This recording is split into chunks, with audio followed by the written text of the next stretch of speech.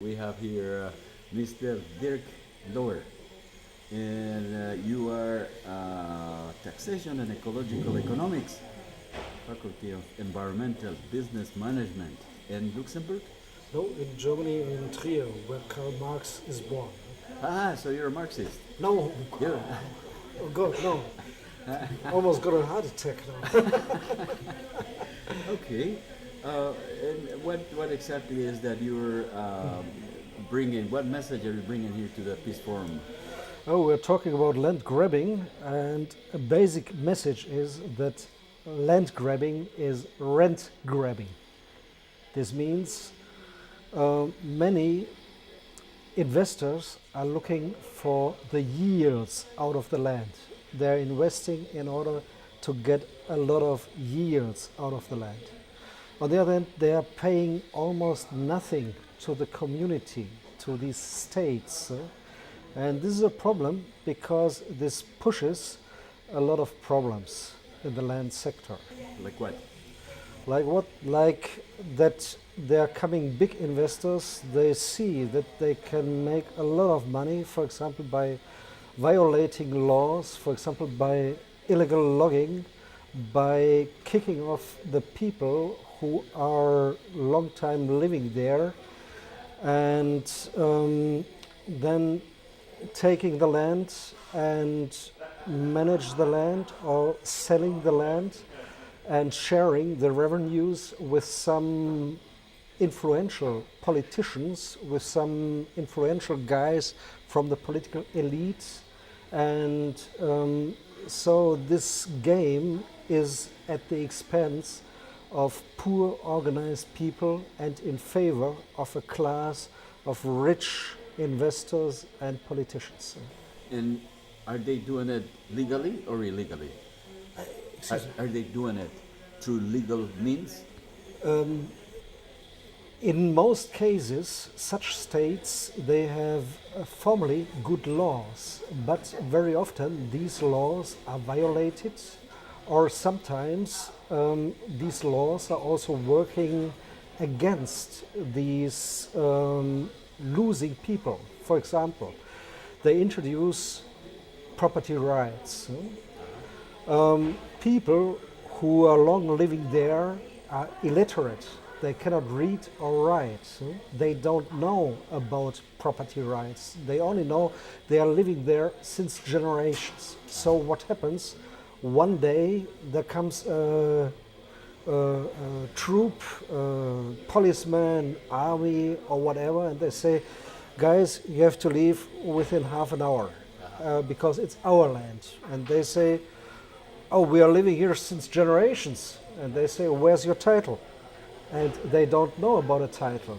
Even if they knew about their rights, they didn't have money to pursue their rights. And even if they had money, they would meet corrupt judges, corrupt courts, so they have no chance. You're talking of Germany, Luxembourg, or you're talking of the world? No, I'm talking of many developing countries, threshold countries, but even when you're talking about such countries as Germany and Luxembourg, in Germany we also discussed this phenomenon of land grabbing, particularly in the east, in eastern Germany, because there were many poor farmers and there were investors who looked where are poor farmers, which houses are in a poor condition. They certainly have problems, and then they made offers to take over the land. And most of these farmers are still living on the land as kind of manager, but they don't own the land anymore. So the farming middle class is eroding also in Germany. Uh-huh. So you're talking of the ex-Soviet Union countries. This is Eastern Germany. In Western Germany, we also have this, but not that extreme. So you think that before they had some protection because the government owned all the land, and now wealthy people can come and buy it off the farmers? Now many wealthy people come and take it off, that's right. But I think if you're looking at agriculture, the main problems we don't face in Europe or elsewhere, we face it in developed countries, because when you're looking, where do you have most people, most hungry people? Where are the people starving? They are starving where the land is the best. In sub-Saharan Africa or in Southeast Asia, they are not starving where it's desert or something. They are starving where the land is the best because they have no access, because the land is grabbed. My question is about the legality of it. If the people in any country develop certain rules that say this is what you can do with your land, is it the fault of the poor farmers that don't know what they're doing, or is it fault of the law of the lack of regulations from a government that is conscious of this happening? These laws are sort of tool, an instrument, and there are some guys who know to play this tool very well. And these are the rich and powerful people. And there are other guys who cannot play with this tool, and these are the poor farmers. And so, in formal terms, we have equal rights. But in fact, only one group can play with these tools. And it does happen in both underdeveloped countries and also developed countries. More in underdeveloped countries. And this is also a problem because very often developed countries, they try to export their system of property rights, their legal system in an environment which is working completely different. For example, I was working for 3 years as a consultant for a German development organization. They have a very excellent law, but this law is only a facade because behind the law things are completely different. How are we going to solve that problem? Who is going to change those laws so they will protect the land, basically? I think we have to change our minds in some regards. One important thing is such states need a strong state to protect also such weak groups. But how to get a strong state? A strong state is a state who is independent also from some special powerful interests. For me, it is very important to have a taxation system that takes off these rents which are grabbed. This is one thing which is very necessary.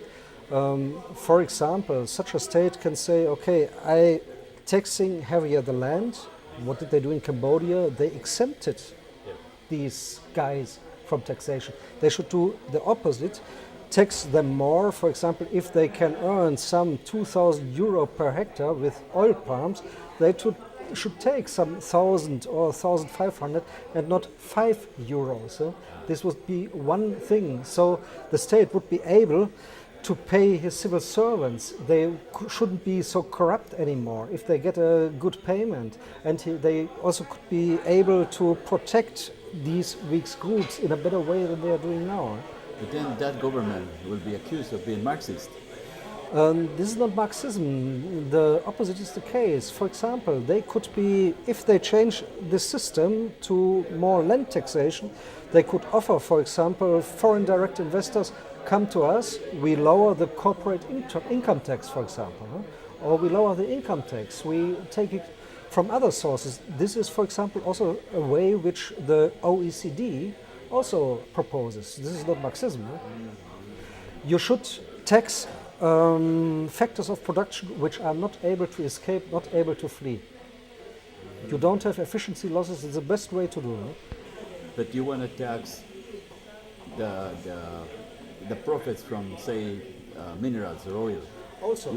You want to higher those taxes. But on the same token, you're saying you want to lower the investors' taxes. So somebody has to profit. Somebody has to profit. You're taking from one pocket and put it in the other pocket.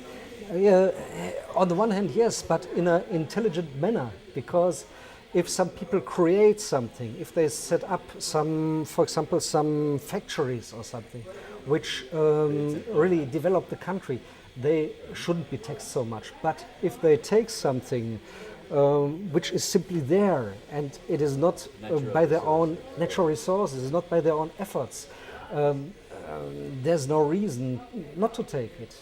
Either it comes into a private pocket or in the public pocket. So why doesn't the state take it? Huh? Well, investment is also come to a private pocket in the end.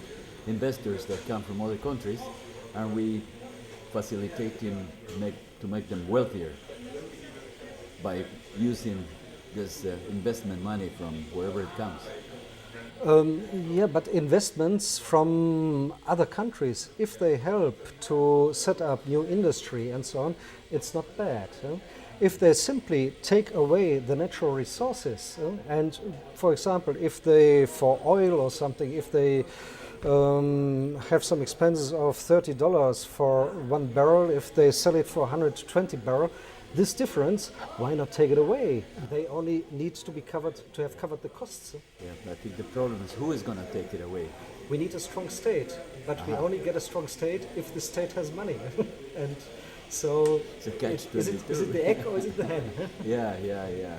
Because who is going to elect these politicians that are going to regulate higher taxes? But the wealthy landlords.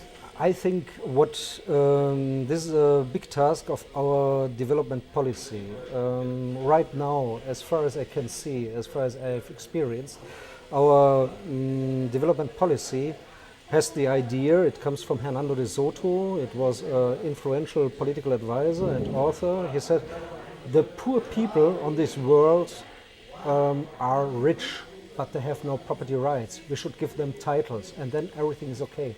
But this is not enough, by far not enough. Perhaps in the future we can have, what do you call it, land trusts, where the land is not owned by individuals but by cooperatives or something, where you cannot sell for profit. This would be a progress, indeed. Yes, hopefully.